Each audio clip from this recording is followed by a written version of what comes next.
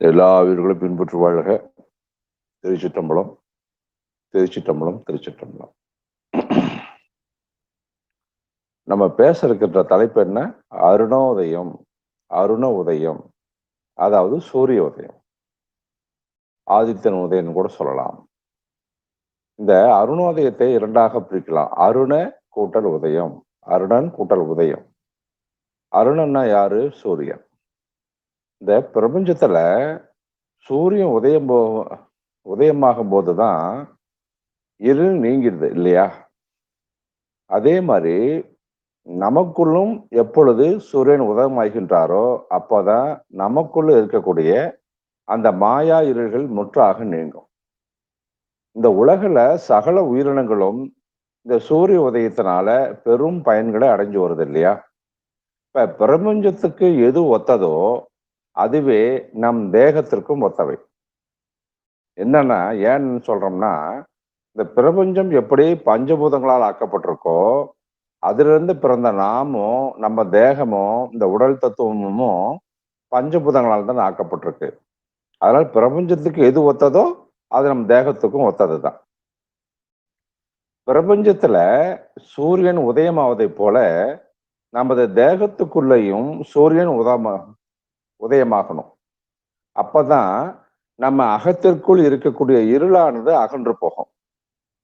நமது அறியாமை அஞ்ஞானம் நீங்கும். முன்னிலைகளின் இயல்பு வாய்மையாக அறியப்படும். இதை பின்வருகின்ற பாடல் நம்மளுக்கு அழகா சொல்றது. ரிக்குவேதத்துல இந்த மாதிரி சொல்றாங்க.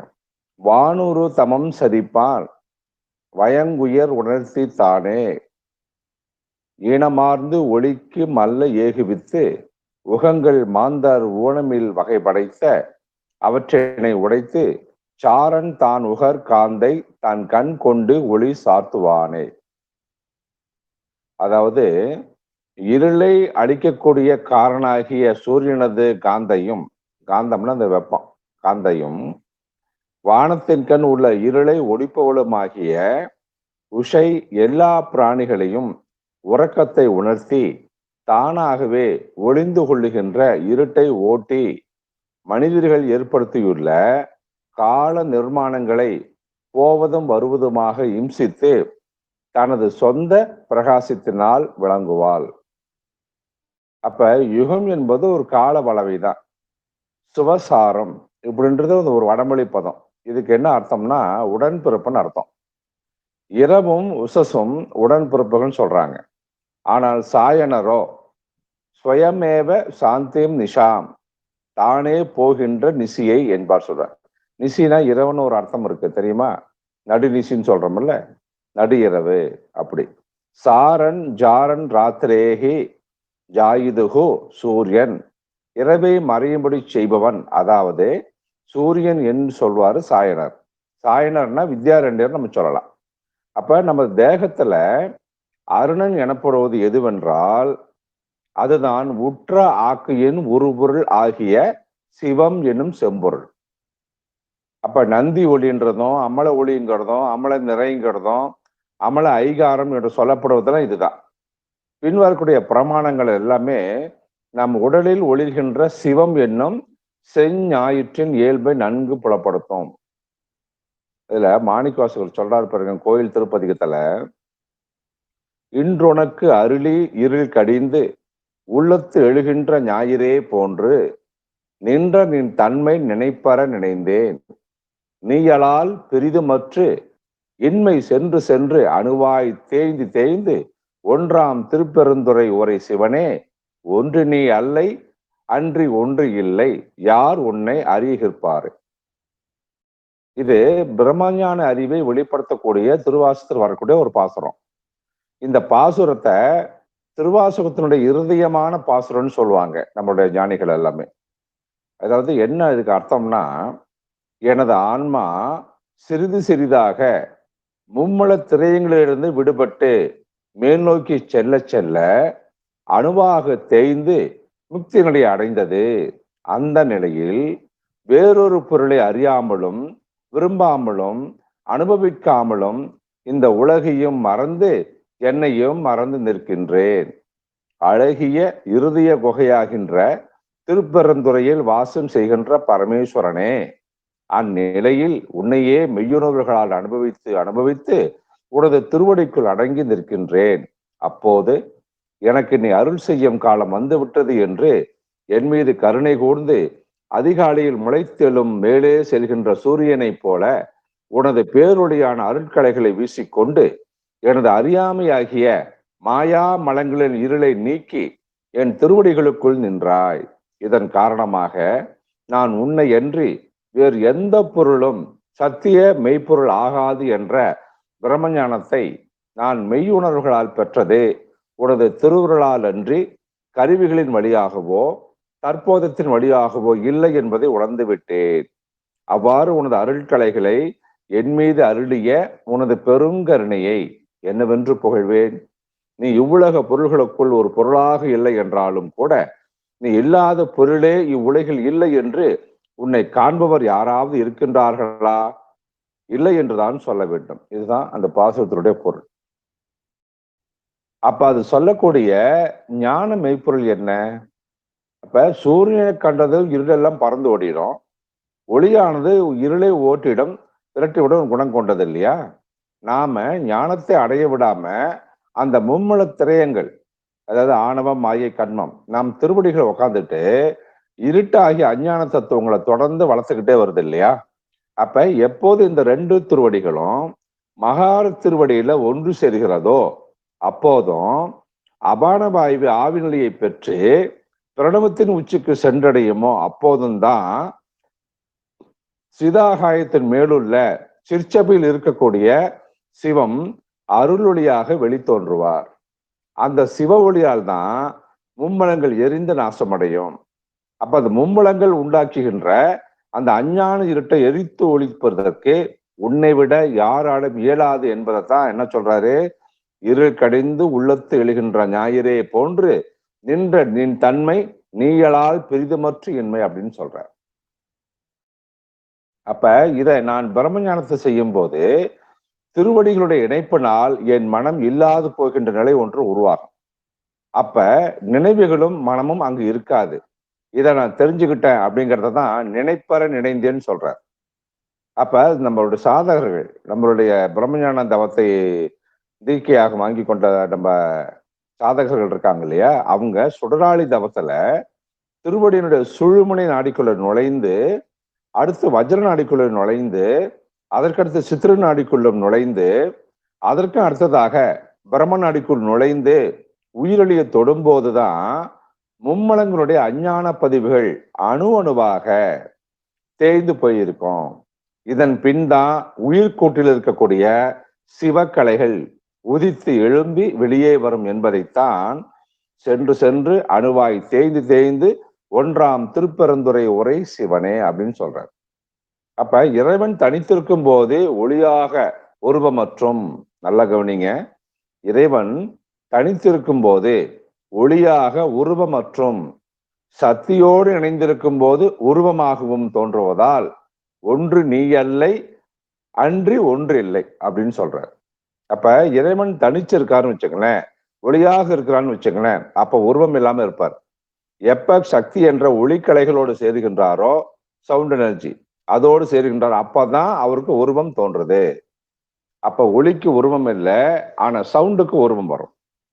இப்ப மேற்கண்ட பிரம்மஞான அனுபவங்களையும் மெய்யுணர்வுகளையும் பிரம்மஞான தவத்தை செய்கின்ற ஞான சாதகர்கள் மட்டுமே அவர்களுடைய மெய்யுணர்வுகளால் அனுபவித்திருப்பார்கள்.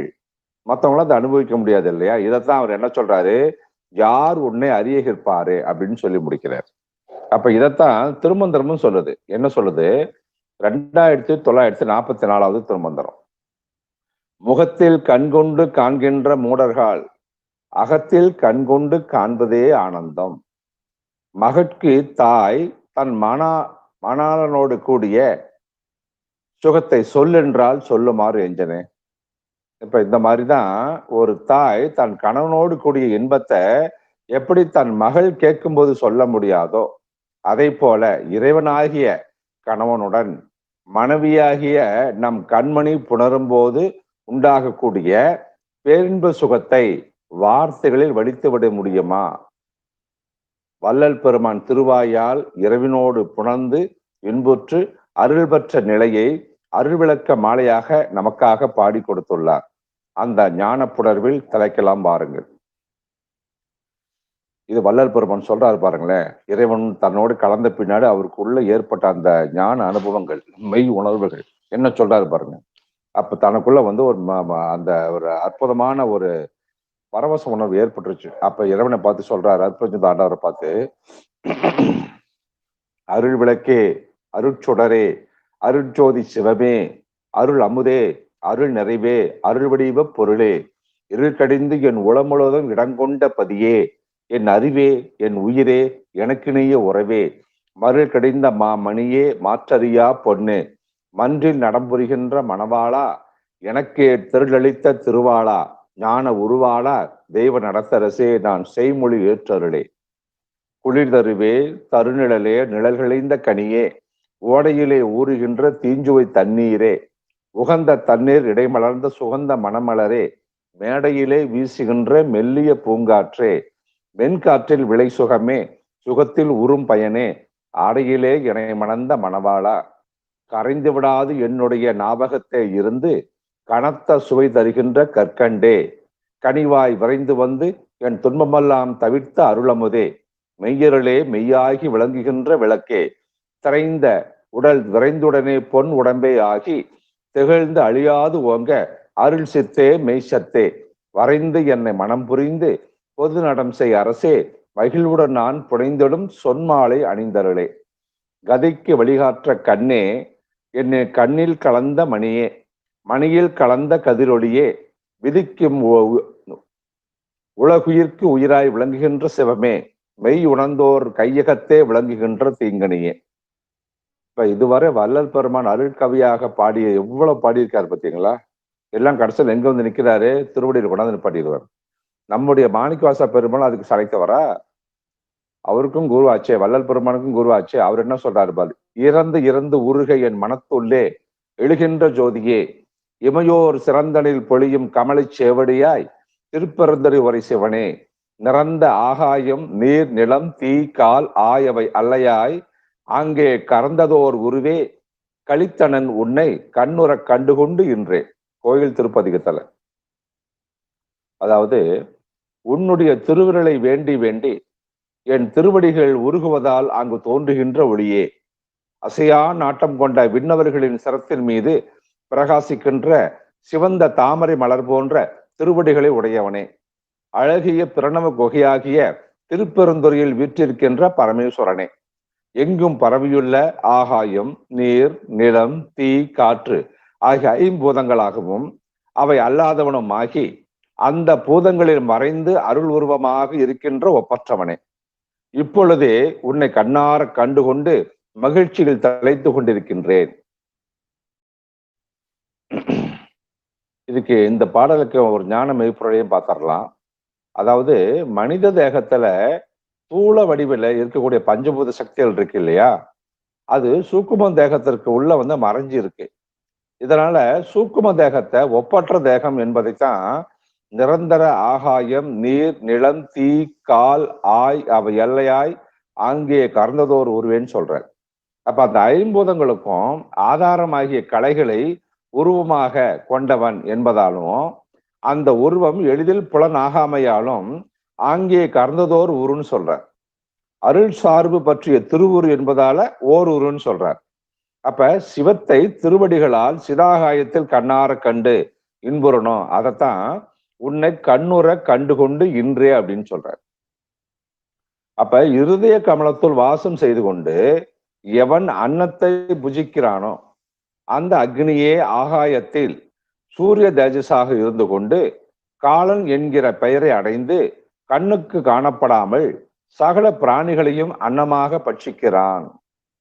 பிரமத்துக்கு மூர்த்தம் அமூர்த்தம் என மூர்த்தமோ அசத்தியமானது, அமூர்த்தம் எதுவோ அதுவே சத்தியமானது. இதுதான் பிரம்மம். அதே தேஜஸ். எது தேஜஸோ அது சூரியன். இந்த சூரியன்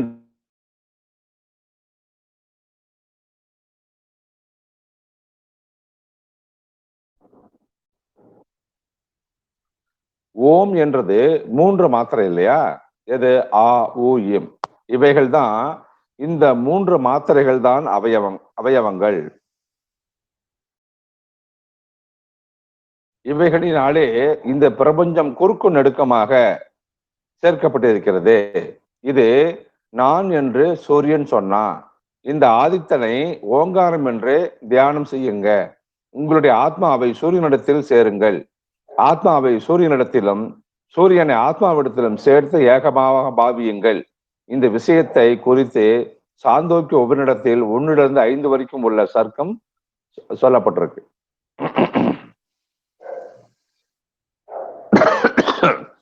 பிருகதாரின் உபநிஷத்தும் இதை நம்ம பறைசாற்றுறது. அது என்ன சொல்லுதுன்னா, அது சமஸ்கிருதத்துல இருக்கும், நான் தமிழ்ல உங்களுக்கு சொல்றேன்.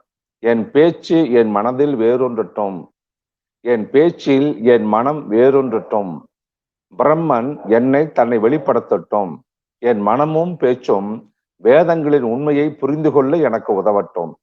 நான் கேட்டது என்னை கைவிடாதே, இரவும் பகலும் தொடர்ந்து கல்வியில் என்னை கழிக்கட்டும். உண்மை என்று நினைக்கின்றேன், நான் உண்மை பேசுகிறேன், அந்த உண்மை என்னை காக்கட்டும், அது ஆசிரியரை காக்கட்டும், என்னை காக்கட்டும், ஆசிரியரை காக்கட்டும். ஆதி தெய்வீக, ஆதி பௌடிக் மற்றும் ஆதி அசுர குழப்பங்களுக்கு எதிராக அமைதி நிலவட்டும். ஓம் சாந்தி சாந்தி சாந்தி. ஓம். அவர் நம் இருவரையும் முக்தியின் பேரின்பத்தை அனுபவிக்க செய்வாராக.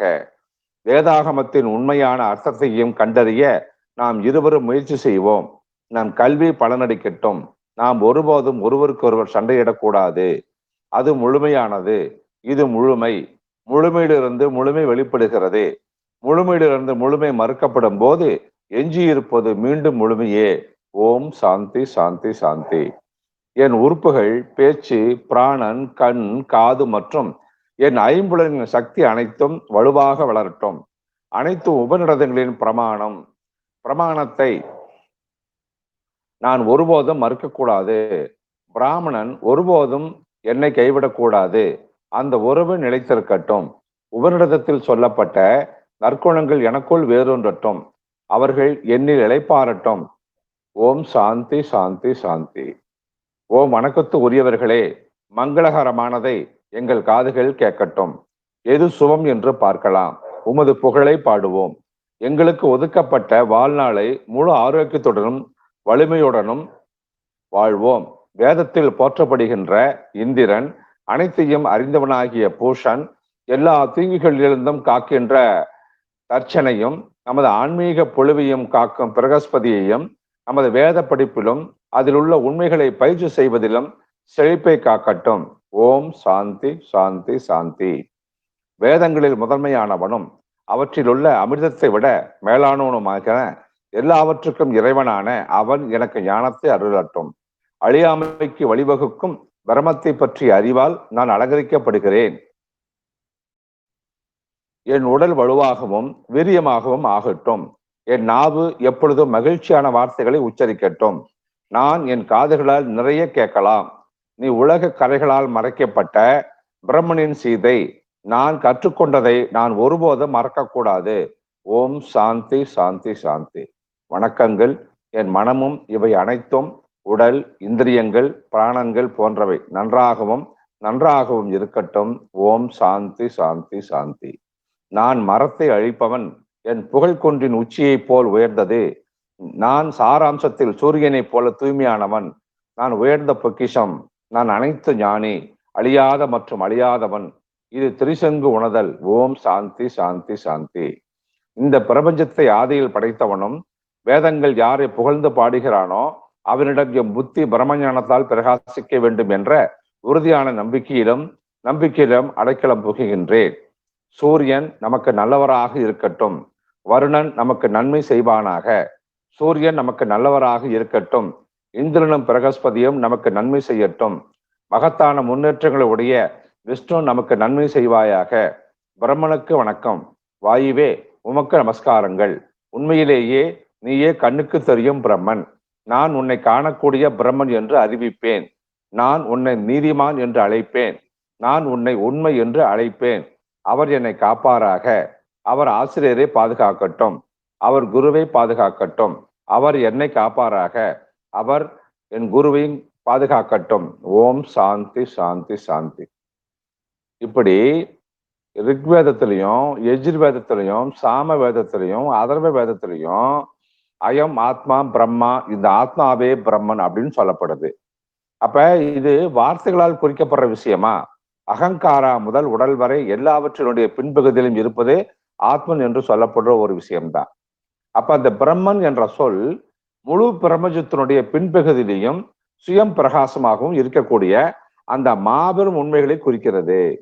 இந்த சாட்சாத்கார வாக்கியம் பிரம்ம ஞானத்தை நமக்கு அளிக்கின்றது. இது அனுபவ போத வாக்கியா, அதாவது தியானத்தின் மூலம் ஒரு உள்ளுணர்வு அனுபவத்தை அல்லது உள்ளார்ந்த சுயத்தின் நேரடி உணர்வை வெளிப்படுத்துகிறது. அப்ப கடவுள் ரிக்கு யஜுர் சாமம் இப்படி 3 வேத வடிவங்களாக இருக்காரு இல்லையா? அப்ப ஒரு தினத்தினுடைய முதற் பாகத்துல இருக்கு வேத வடிவா இருப்பார். ஒரு தினத்தினுடைய மத்திய பாகத்துல யஜுர் வேதமா இருப்பார். அந்திய பாகத்துல அதர்வ அங்கிஷத்தோடு கூடிய சாம வேதமா ஒளிராக இருப்பார். அப்ப உலகத்தின் கண்ணு பிரசித்தமாக மது புருஷர்களுடைய ஆனந்தத்திற்கு காரணமாவது போல வசு முதலிய தேவதைகளுக்கு ஆனந்த ஹேதுவாகவும் சர்வ கர்மங்களுடைய பலத்தை கொடுப்பதுமாகிய ஆதித்ய ரூப மதுவின் கண் எப்போதும் விளங்காக இருப்பார். அந்த ஆதித்ய ரூப மதுவானது ரத்தம், சுக்கிலம், கிருஷ்ணம், அதிகிருஷ்ணம், குக்கியம் என்கின்ற 5 பிரகாசங்களோடு கூடியிருக்கும். இதை கூறிய முறைதான் ரசாதி ரூபங்களுடைய ரிக்கு யஜுர் சாமம் அதர்வாங்க ரசம் உபனிஷத் என் 5 வகையாக வேதரூப வண்டினங்களால சேர்க்கப்படுது. அப்ப அந்த உலகத்தின் கண்ணே ஒரு தேனியானது புஷ்பங்கள் இடத்துல போய் மந்திர வடிவமாக அடைந்து யாகாதி கர்மங்களுடைய சூக்கும அவஸ்தை வடிவ புண்ணிய ரூப வதிஷ்டமாகிய ரசத்தை ஆதித்ய மதுவின் கண் கொண்டு சேரும். இவ்வாறு உபநிடத பிரமாணங்கள் பல இருக்கு, நிறைய இப்படி சொல்லிக்கிட்டே போலாம். அப்ப நமது சரீரமாகிய இல்லினோல், உடல் சொல்றோம்ல, உட கூட்டல் இல்லு. அப்ப நம்ம சரீரமாகிய இல்லினோல் அருணோதயம் காண்பதே, அந்த இல்லை துறப்பதே என்பது. அதாவது துரத்தல் என்பன ஒண்ணுதான். துரத்தல்னா என்ன? அதுதான் மாயையாக்கிய திரையை மறைப்பை நீக்குவதுன்னு சொல்றது. கவாடத்தை திறப்பது, மறைக்காட்டு கதவை திறப்பது. இப்ப கதவும் திறப்பதனால கன்னிவனம் அடையப்படும். கன்னிவனம்னு என்ன? ஐவனம் சொல்லுவாங்க. வாய்மையான வேத ஆரண்யம்னா காடு இல்லையா? வேதங்களுடைய காடு அதுதான். அப்ப கன்னிவனம் அடைவதாலதான் அருணோதயம் காணப்படும். சிவம் என்று சொல்லப்படக்கூடிய செம்பொருள் அமல நந்தி ஒளி காணப்படும். மறையாய் இருக்கின்ற சிவம் கபாடத்தில் இருக்கக்கூடிய சிவம் தான். கடவுளை காண்பது என்பது இதுதான். அப்ப இதனால் ஆகின்ற பேர் என்ன? அதனுடைய அருமை பெருமையை யார் சொல்ல முடியும்? பின் வரக்கூடிய சில பிரம்மஞானிகளுடைய பிரமாணம் அதை சொல்லும். மெய் தாளகம்படி மேவிய நந்தியை கைத்தால் கொண்டு ஆறும் திறந்து அறிவார் இல்லை. பொய்த்தால் இடும் பையை பொய்யர நீ விட்டு அங்கு அத்தாடி இருக்கி அரும்பேறு அதாமே. திருமந்திரம். வம்பு பழுத்த மலர்பழம் ஒன்று உண்டு, தம்பார் பறவை புகுந்து உணத்தான் ஒட்டாது. அம்பு கொண்டு எய்திட்ட களத்து உரத்திடில் செம்பூர் சிவகதி சென்று எய்தலாமே. திருமந்திரம். இப்ப மேலை அணாவில் விரைந்து இரு காலிடில் காலனும் இல்லை கதவும் திறந்துடும். ஞானம் அறிய நரைத்திரை மாறிடும். பாலனும் ஆவான் பராநந்தி ஆணையே. இதுவும் திருமந்திரம். இன்னது இதுவென்று இறைவன் திறம் அதனை சொன்ன மறையும் துணிந்து அறியாது. அம்மானை சொன்ன மறையும் துணிந்து அறியாது. ஆமாயின் கன்னிவனம் அடைந்தால் காணலாம். அம்மானை கண்டார் பிரிதொன்றும் காணார் கான் அம்மானை. இது ஒரு தனிப்பாடல். அப்ப அந்த மேல காட்டி இந்த திருமந்திரம் இந்த தனிப்பாடல் இருந்தும் கதமும் திறந்து மறைக்காடு என்று கன்னிவனம் அடைய பெற்றோரே, அதை அடைவதனால்தான் சிவம் என்னும் செஞ்ஞாயிறை காண பெற்றோரே பிணி மூப்பு சாக்காடும் பிறவியும் ஒழித்து நித்தியத்துவம் அடைதல் திருவருள் ஆணையாதல் நன்கு வற்புறுத்தப்பட்டிருக்கு. அப்ப கன்னிவனம் என்ற மறைக்காற்றினுடைய கதவை யார் திறக்கின்றார்களோ அவர்கள்தான் சிவம் என்று சொல்லப்படக்கூடிய செஞ்ஞாயிறை செஞ்சுரியனை காண பெறக்கூடிய தகுதி உடையவர்கள். யார் தன்னுடைய தேகத்திற்குள் திருவடிகளுக்குள் செஞ்ஞாயிறை காண்கின்றார்களோ அவர்களால் மட்டும்தான் பிணியை வெல்ல முடியும், மூப்பாகிய முதுமையை வெல்ல முடியும், சாக்காடு என்று சொல்லக்கூடிய இறப்பை வெல்ல முடியும், பிறவியை வெல்ல முடியும், மீண்டும் பிரபாத நிலையை அடைய முடியும். இதுதான் சொல்லுது. அப்ப பரானந்தி ஆணையே. அப்ப ஆணை தந்தவர் யாரு? நம்மளுடைய திருமூலர் அல்லவா? இது வேதத்தினுடைய உண்மையாச்சே. பராநந்தி இறைவனுக்கே நந்தியாக இருக்க நம் தீ, இறைவனுடைய தீ அந்த ஞானத்தை சொல்றார். இதனை அறியாது மனப்பான்மையால் வேறு தடம் புகுந்து உடல் பிணமான பின்னாடி நித்தியத்துவம் அடையலாம், சிவகதியை பெறலாம்னு சொல்லி வாழ்ந்துட்டு இருந்தோம்னா அது அறியாமன்னு சொல்லாம வேற என்ன சொல்றது? அப்ப நமது தேகத்திற்குள்ளாக அருணன் உதயமானால்தான் இருள் ஒளிந்து போகும் அப்படின்னு எல்லாருமே சொல்றாங்க. அப்ப அருணனை உதயமாகும்படி செய்வதுன்னா என்ன? அது அவ்வளவு எளிதான விஷயமா? சர்க்குருநாதனால் அருளப்படக்கூடிய சாதக யோகங்களால் தான் கைத்தால் என்னும் தீக்கையால் தான், கைத்தால் எந்த இடத்துல சொல்றாரு பார்த்தீங்களா? ஒரு இடத்துல கைத்தால் கொண்டு ஆறும் திறந்து அறிவார் இல்லை, பொய்த்தாளிடம் பையை பொய்யற நீ விட்டு அங்கு அத்தாடிரைக்கு அரும்பேர் அதாமே. திருமந்திரம் சொல்லுது இல்லையா? அப்ப கைத்தால் என்கின்ற தீக்கைன்னா இந்த சர்க்குரு நீங்க தீட்சை பெறுகின்ற வரும் பொழுது உங்களுக்கு திருவடிகளை சொல்றாரு இல்லையா, தீட்சை, அது வந்து தமிழ் வந்து தீக்கைன்னு சொல்லுவாங்க. அந்த தீக்கையால் தான், வாய்மையான ஒழுக்கத்தினால்தான் இந்த செயல் கைவரக்கூடும். அப்ப அருணோதயம் ஆன போது அப்பதான் அக இருள் என்று சொல்லக்கூடிய அஞ்ஞானம் அகன்று போகும். எல்லாவற்றையுமே அங்கு இருந்து அங்கிருந்து உள்ளபடியே அறிந்து கொள்ள ஆற்றல் உடையதாக நம்மளால் மாற முடியும். ஞான நேத்திரம் அப்பதான் நம்மளுக்குள்ள உண்டாகும். ஞான நேத்திரம்னா ஞான கண்ணு. ஞானக்கண் அப்பதான் நமக்குள்ள உண்டாகும். எப்ப? ஞான சூரியன் நம்மளுக்குள்ள அருண உதயம் உண்டான பின்னாடி. இதனை பெற்றாலன்றி நாம் ஒன்றையும் வாய்மையாக அறிய முடியாது. இந்த அக ஒளியை மைய முல்லை அகக்கண்ணை பெறாத விடத்து நாம் எல்லாரும் எப்படி இருப்போம் தெரியுங்களா? கண்ணிருந்தும் குருடர்கள் தான். ஞானம் இருந்தும் ஞானத்தை அறியாத அஞ்ஞானிகள் தான். புரியுதா? கண்ணிருந்தும் குருடன் சொல்றமே, நீங்க நமக்குள்ள உங்களுக்குள்ள இருக்க சூரியனை பார்க்காத வரைக்கும் நம்ம எல்லாருமே குருடர்கள் தான். இருளால் பழுதையை பாம்பென்று மயங்கி அஞ்சு ஓடியவன் சூரியன் உதயமானதும் அதனை பழுதை என கண்டு. இப்ப ஏதோ ஒரு கயிறு மாதிரி இருட்டுல கிடக்குது, நம்ம போய் அது இருட்டுல போய் மிதிச்சிடுறோம். அது வந்து அப்படியே தடவி பார்க்கறப்ப வளைஞ்சு போறதை பார்த்து ஐயோ பாம்பன் மயங்கி நம்ம ஓடுறோம் இல்லையா? ஆனா ஒரு வெளிச்சம் பட்டதையும், சூரிய ஒளியோ ஒரு வெளிச்சமும் பட்டதையும், அட இது பழுதுப்பா, ஏதோ ஒரு பொருள்ப்பா, இதை கண்டா நம்ம பயந்து ஓடணும், அப்ப நம்மளே வைக்க தலைகுனிரும் இல்லையா? அந்த மயக்கம் தீர்ந்து நம்ம அப்பதான் நம்ம இன்பம் அடையும். எப்ப? நமக்குள்ள சூரியன் உதயமான பின்னாடி. இது போலத்தான் நமக்குள்ளையும் சூரியன் உதயமான போது, அந்த சிவப்பிரகாசம் உண்டான போதுதான் மாயையினுடைய வரலாறு நம்மளால அறிந்து கொள்ளப்படும். நம்ம எந்த அளவுக்கு மாயையில வாழ்ந்திருக்கோம்னு அப்பதான் தெரிய வரும். இது கைவர பெறணும்னா இருளாகிய மாயை வலையில் அகப்பட்டு மயங்கி நின்று, மாயை எப்படி வந்தது?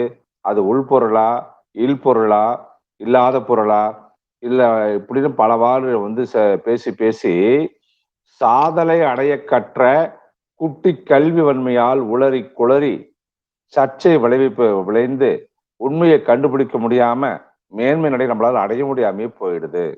அப்ப மயக்கம் என்று சொல்லக்கூடிய அந்த அறியாமையால வாதம் புரிந்து இறப்பை அடைவது அன்றி பயன் நம்மளுக்கு ஒன்றுமே கிடைக்காம போயிடும். அப்ப நமக்குள்ளே அருணோதயமாக பெற்றவரே மாயையை கண்டவர், வென்றவர், அடிப்படுத்தியவர், விதியை வென்றவர், காலனை வென்றவர் அப்படின்னு நம்ம சொல்ல முடியும். அப்ப அந்த அருணோதயம் ஆன பின்னேயே முன்னிலைகளை பகுத்தறியும் வன்மை நமக்கு உண்டாகும். இந்த அருணோதயமே குருவினுடைய தரிசனமாகும். நம்முள்ளே குரு தரிசனத்தை பெறுவதும் இதுதான். இந்த அருணோதயம் பெறுவதற்கு தான் மெய்யடியார்கள் பலகாலம் அரும்பாடுபட்டு தவத்தை செய்து கொண்டே வருகின்றார்கள். அவர்கள் அதனால் அடைந்த துன்பங்கள் நம்முடைய சிந்தனை சொல் செயல்களுக்கெல்லாம் அப்பாற்பட்டது. எப்படிங்கிறீங்களா?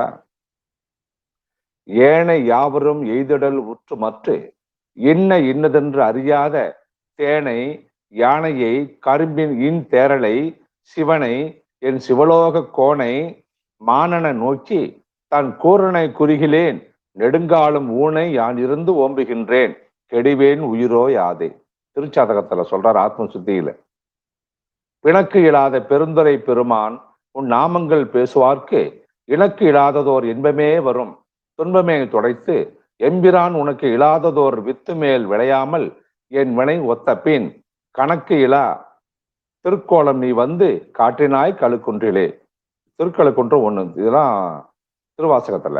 அப்ப நல்லார் பொல்லார் என்ற வேறுபாடு பார்க்காம அனைவருக்கும் ஏற்ப பெய்யக்கூடிய மழையை போல அவரவர் செய்யக்கூடிய வினைகளுக்கு தக்கபடி அருள் மாறி பெய்து வரும் மாறுபாடு இல்லாதவனே, அழகிய பெருவழியான திருப்பெருந்துறையில் விளங்கும் பரமேஸ்வரனே, உன் திருநாமங்களையே பேசும் மெய்யன்பர்களுக்கு உண்டாகக்கூடிய துன்பங்களை முழுமையாக துடைத்து அதனால் உண்டாகக்கூடிய இணையற்ற இன்ப வடிவாக திகழ்பவனே,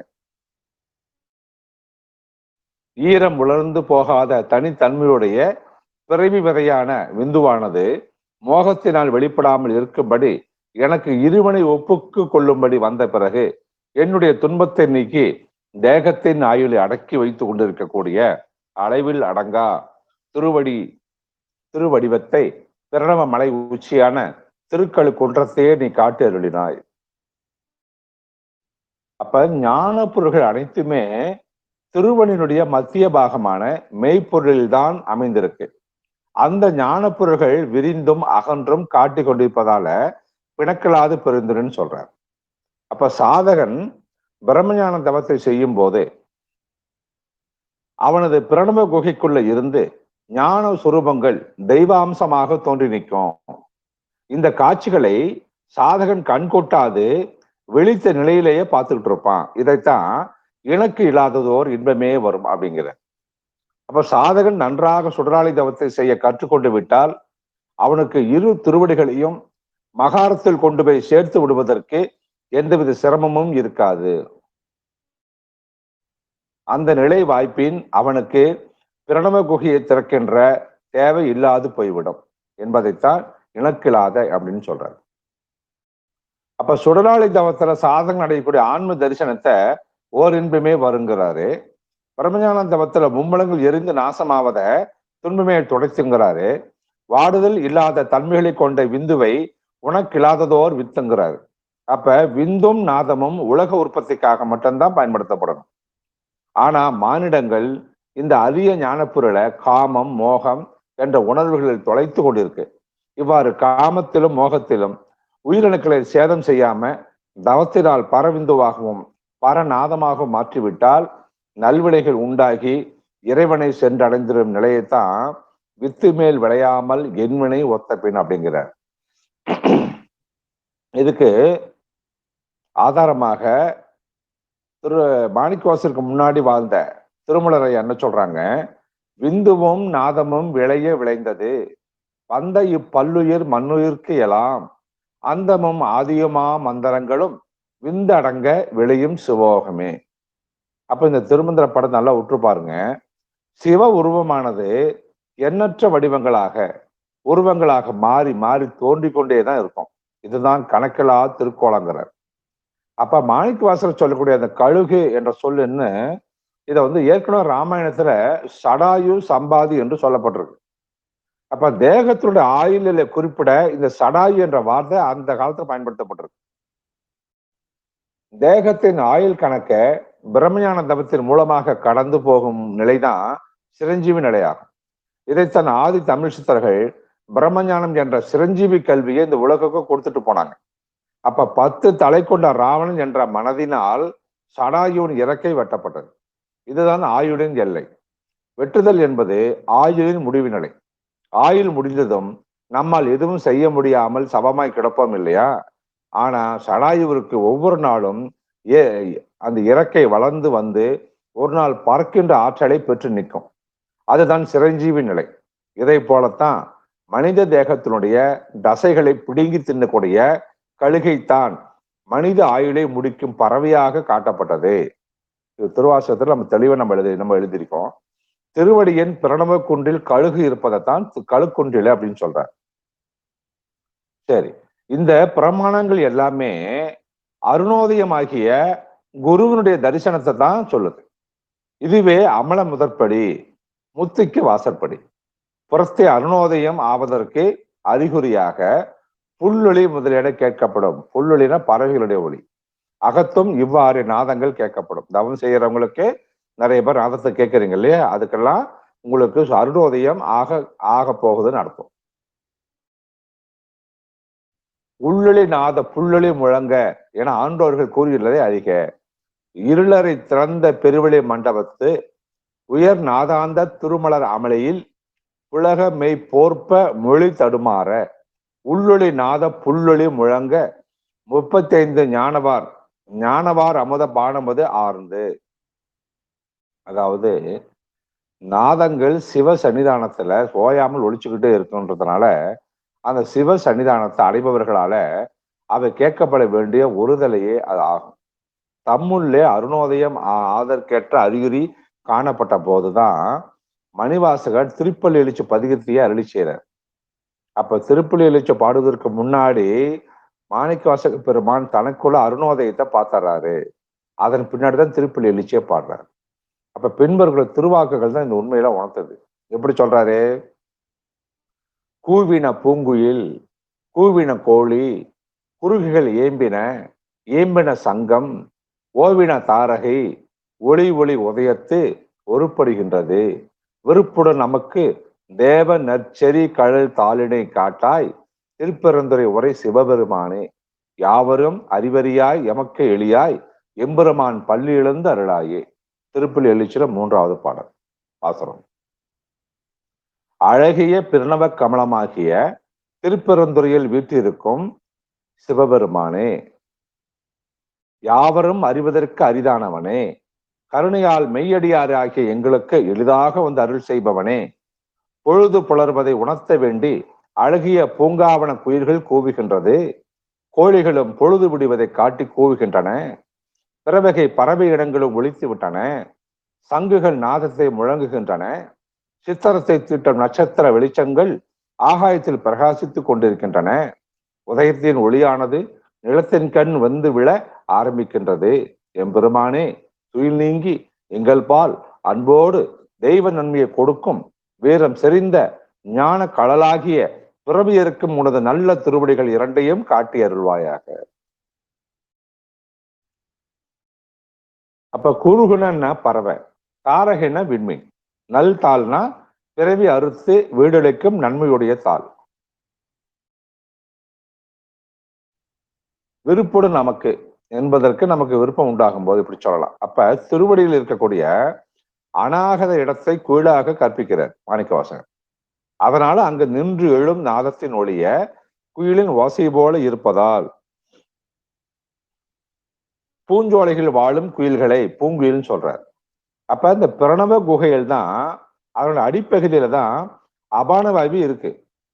சுடராளி தவத்தால அதை திரவ நிலையிலிருந்து ஆவி நிலைக்கு மாற்றும் போது அங்கே ஒரு நாதம் தோன்றும். அது ஒரு சிறு மேக கர்ஜனையை போல இருக்கும். அந்த அபான வாயு ஆவி நிலையில பிரணவத்தோட உச்சிக்கு போகுதுன்னு வச்சுக்கலேன். அப்ப பிராணனோடு ஒன்று சேரும் போது பிரணவமானது அதன் கலைகளை வெளிப்படுத்த தயாராயிடும். அப்ப அங்க மற்றொரு நாதமும் வெளிக்கிளம்பும். அது எப்படி இருக்குன்னு தெரியுங்களா? கோழிகள் அதன் இறக்கைகளை நன்றாக விரித்து சப்திக்குங்க இல்லையா, அந்த மாதிரி இருக்கும். கூவின, அதுதான் கூவின கோழின்னு சொல்றாரு. இவ்வாறு அபானனும் பிராணனும் பிரணவத்தினுடைய உச்சியில ஒன்று சேருவதால அதன் கலை கூட்டங்கள் தொடர்ந்து நாதத்தை எழுப்பிக்கிட்டே ஆகாய தத்துவமான சிதாகாயத்துல பறந்து கொண்டே இருக்கும். இதைத்தான் குறுகுகள் ஏம்படுன்னு சொல்ற. அப்ப பிரபஞ்சம் எங்கும் இம் என்ற நாதம் சங்கின் சப்தத்தை போல இருப்பதைத்தான் சங்கம் ஏம்படன்னு சொல்றார்.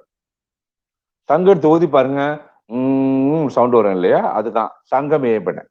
இப்ப திருவடிகளுடைய சிதாகாயத்தில் இருக்கக்கூடிய நட்சத்திரங்களின் ஒளிகள் அழகிய ஓவியங்களை உண்டாக்கியபடியே இருப்பதனால ஓவின தாரகை ஒளின்னு சொல்றார். அப்ப திருவடிகளை வெளிப்படக்கூடிய அத்தனை ஒளிகளுமே பிரணவத்தினுடைய உச்சியில் தான் ஒன்று சேரும். இது சத்தியம். ஆனாதான் ஒளி உதயத்து ஒருப்படுகின்றதுன்னு சொல்றார். அப்ப மேல சொல்லப்பட்ட அத்தனை செயல்பாடுகளுமே சுடராளி தவத்தின் போது சாதகனுக்குள் நிகழ்ந்து கொண்டிருக்கக்கூடிய ஞான கர்ம அனுபவங்களாம். இந்த சுடராளி தவத்தினால்தான் அபான வாயுவானது ஆவிகளை அடையும். அது அடைஞ்ச பின்னாடி அமுத காற்றின் துணையோடு பிரணவத்தின் உச்சியை சென்று அடைய முடியும். அப்ப அமுத காற்றின் உதவி இல்லாம அபான நாள் பிரணவத்தை சென்று அடையவே முடியாது. அந்த அமுத காற்று வருகின்ற நேரத்துல தான் குயில்களும் மயில்களும் கோழிகளும் மற்ற பறவைகளும் பிரபஞ்சமும் விழித்தலும் அந்த அதிகாலை நேரம் தான் அமுத காற்று வருகின்ற நேரம். அதனாலதான் மாணிக்க வாசகர் திருப்பள்ளி எழுச்சி என்ற இந்த பதிக பாடல்களை அமுத காற்று வரும் வேளையில பாடி ஒவ்வொரு தினந்தோறும் ஞான சாதனைகளை செய்து சிவத்தன் திருவடிகளை கண்டு அவனோடு கலந்துட விடுன்னு சொல்றார். விருப்போடு நமக்கு தேவ நற்செறிகளில் தாளினை காட்டாய் அப்படின்னு சொல்றது இதுதான். அப்ப தேவ சரி அப்படின்னா என்ன அர்த்தம்? சிவபெருமான் பிரம்மஞான தபத்தை செய்வோர்களுக்கு எளிதாகவும் செய்யார்களுக்கு அரிதாகவும் வெளிப்படுவான். அதுதான் யாவரும் அறிவறியாய் எமக்கு எளியாய் அப்படின்னு சொல்றாரு. எவ்வளவு ஞானம் பாருங்க அவருக்கு, மாணிக்க வாசக பெருமானுக்கு. அப்ப உரிய சாதகங்களை கை கொண்டு வலுவர ஒழுகினால் தம்முள்ளே அருணோதயம் ஆவதற்கேற்ப குறிகள் காணப்படும். நாத ஒளியாகிய வேத ஒளி கேட்கப்படும். அதனால்தான் எம்பெருமான் பள்ளி எழுந்தார்களாகிய அப்படின்னு மாணிக்க வாசகர் பாடுறார்.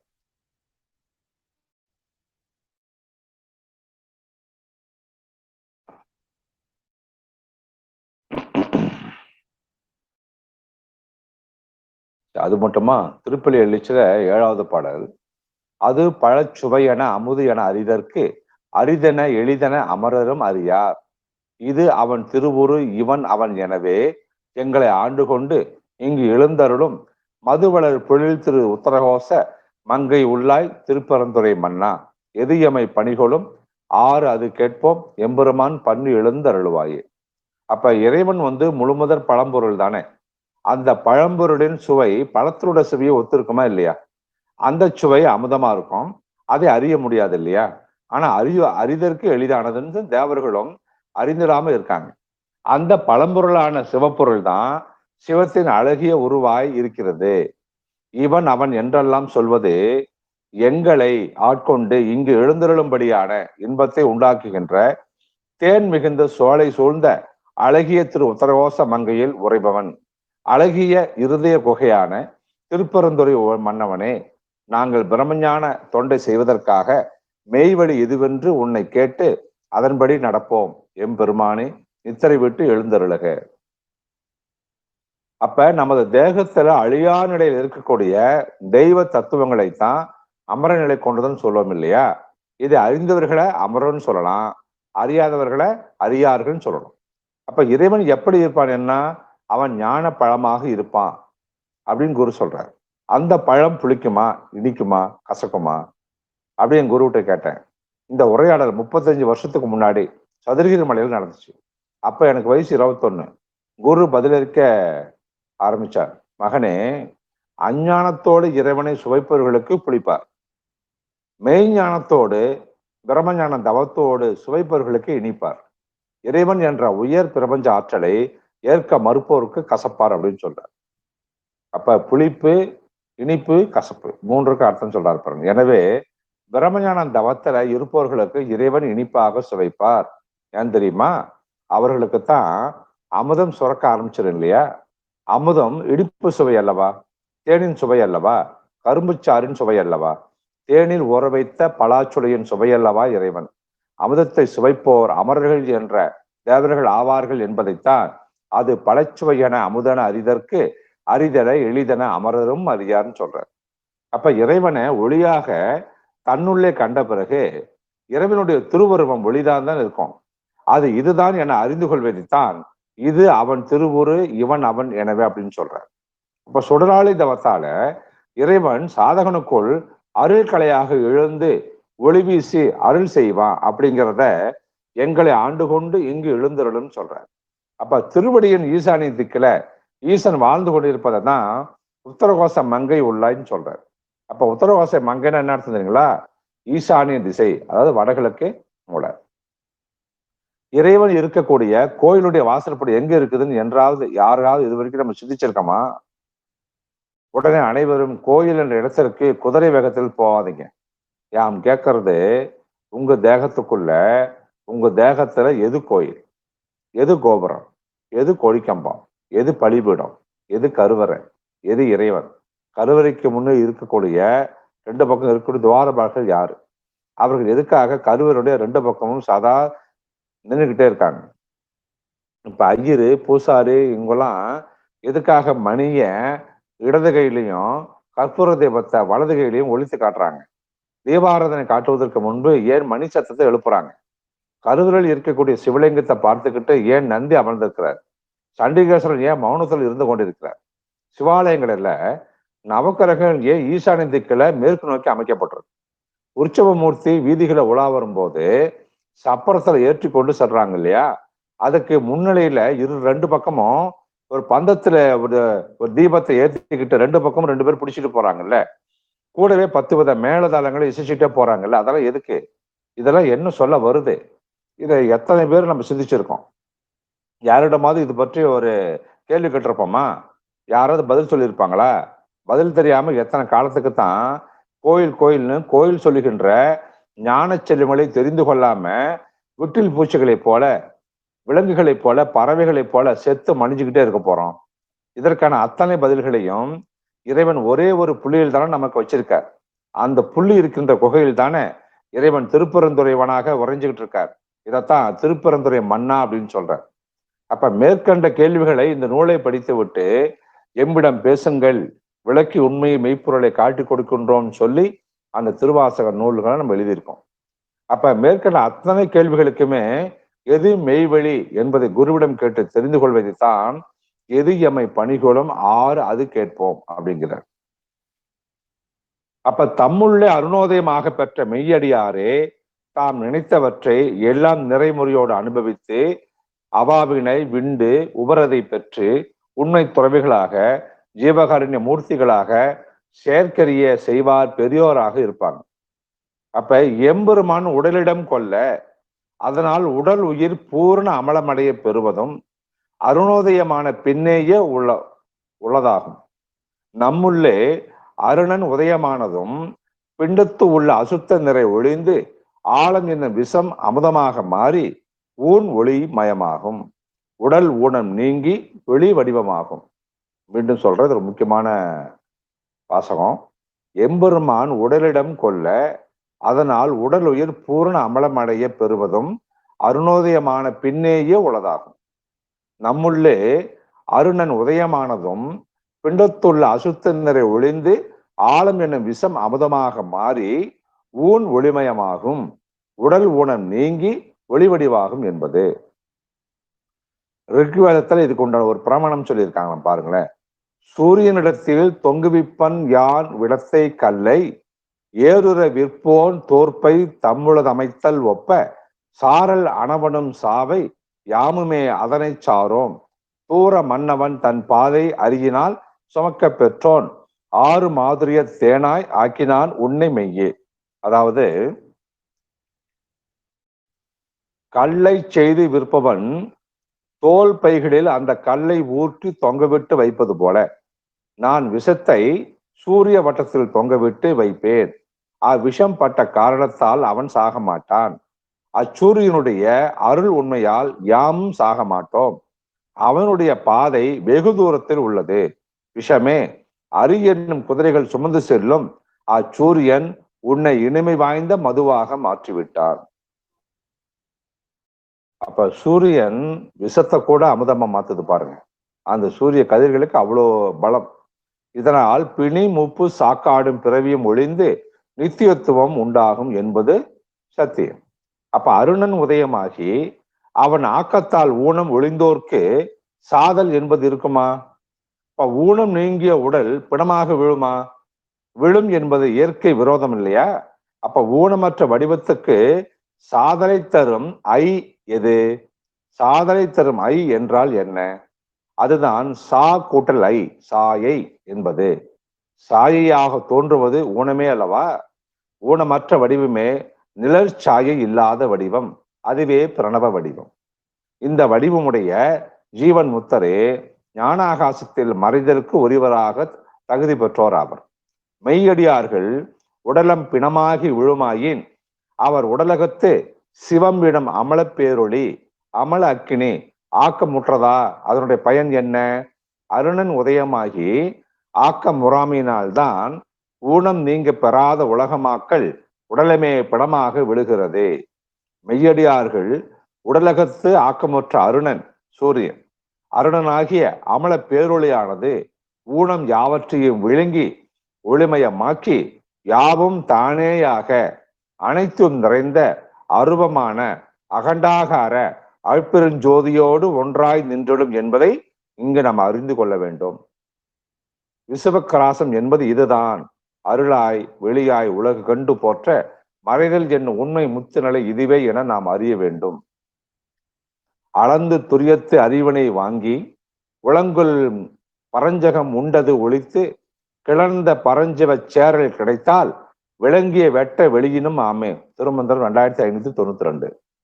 இரும்படை நீரென எண்ணெய் உள்வாங்கி பரம்பரமான பரமது விட்டே உரம்பெற முப்பால் ஒளியை விழுங்கி இருந்த என் நந்தி இதயத்துள் உளானே. திருமந்திரம் 2593. கரியுன் விளைவின் கனிபோல் உயிரும் உரிய பரமும் உன் ஓதும் சிவமும் அரிய துரிய மேல் அகிலமும் எல்லாம் திரிய விழுங்கும் சிவபெருமானே. அப்ப விசுவக்கராசம்னா என்ன தெரியுங்களா? அதுதான் அருப்பெருஞ்சோதி என்ன சொல்லக்கூடிய அமல அக்கினி, சிவபரஞ்சொடர். சிவபரஞ்சொடர் உலகத்தை விழுங்குவது, பிண்டமாகிய உடல் உயிரை விழுங்குவதுன்னு அர்த்தம். அப்ப விசுவம்னா உலகம், கிராசம்னா பற்றுதல் விழுங்குதுன்னு அர்த்தம்.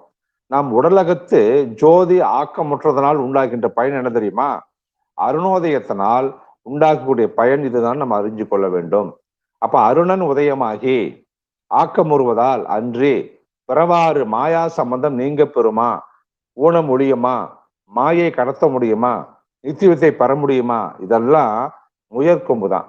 அதுதான் பித்தன் கூற்றாகவே முடியும். அப்ப உலகில் உள்ள இடுகுறி தலங்கள்ல அதிகாலையில நிகழக்கூடிய திருப்பள்ளி எழுச்சி விழவும் பூசையும் இந்த அருண உதயத்தை குறிக்கின்ற கற்பனை தான். இப்ப ஏனைய ஆலய கிரியைகளும் இது போன்ற அரிய பெரிய உண்மைகளையே சொல்லுது. எனவே கற்பனைகளால உண்மைகளை கடைபிடித்து மேன்மை அடைவதுதான் முறை. அல்லது அவற்றை புறக்கணிக்க துணிவதும் அவற்றையே உண்மை என நம்பி அமைவதும் மேன்மையடையும் திறன் ஆகாது அப்படிங்கிறத நம்ம புரிஞ்சுக்கொள்ளணும். அப்ப இதுவரை கூறியவற்றிலிருந்து அருணோதயம் பெறுதலோட அருமை ஊனத்தை ஊனமாகிய மாயைய ஒளிமயமாக்கி தானாக செய்யும் அந்த அருணன் என்னும் சிவ பரஞ்சொடரின் இயல்பம் நம்முள்ளே அருணோதயமாகி ஆக்கமுறுவதால் அன்றி வேறு எந்த வகையிலும் ஊனம் நீங்காது, பிறவி ஒழியாது, முக்தி அடைதல் என்பது அசம்பாவிதமே என்பதும் அருணன் ஆக்கமுற பெற்றோர்களுடைய உடல். யார் அருண உதயத்தை தனக்குள்ள பாக்குறாங்களோ அவங்களுடைய தேகம் ஊனம் நீங்கி ஒளிமயமாய் அகண்டாகார அருப்பெருஞ்சோதியுடன் ஒன்றாவதே அன்றி பிணமாக விழுதல் என்பது இயற்கை விரோதம். அவங்க பிணமாக விழமாட்டாங்க அப்படின்னு சொல்லி இத இன்னொரு விஷயம், இதை சொல்றப்ப நெற்றிக்கு நேரே நிறைந்த ஒளி காணில் முற்றும் அழியாத உடம்பு. நம்ம மாணவர்கள் அத்தனை பேருமே சுடராலை தவத்தை பண்ணிட்டு இருக்கீங்க. நீங்க இந்த சுடரை பயன்படுத்தி பார்க்கின்ற போது மட்டும்தான் ஒளியை பார்க்குறீங்க. ஆனா எப்பொழுது உங்க முகம் முழுக்க ஒளியாக மாறுகின்ற நிலை வருது பார்த்தியா, அதுதான் அருணோதயம். அதான் நெற்றிக்கு நேரு நிறைந்த ஒளி. நெற்றி முழுக்க முகம் முழுக்க அவர் பெருஞ்சோதி தெரியும். அந்த பெருஞ்சோதியை பார்க்க ஆரம்பிச்சிங்கன்னா உங்க உடம்பு பிணமாக கீழே விழாது என்று சொல்லி இந்த பேச்சுரையை முடிவாக எடுத்துக்கொள்ள வேண்டும் சொல்லி இனிதே முடித்து அமைகின்றோம். பிரம்மஞான பொற்சபையிலிருந்து ஸ்ரீ ஸ்ரீ பரமஹம்ச சுந்தர மகரிஷியினுடைய சீடராகிய உங்கள் ருத்ரசிவதா. எல்லா உயிர்களும் இன்புற்று வாழ்க. திருச்சிற்றம்பலம், திருச்சிற்றம்பலம், திருச்சிற்றம்பலம்.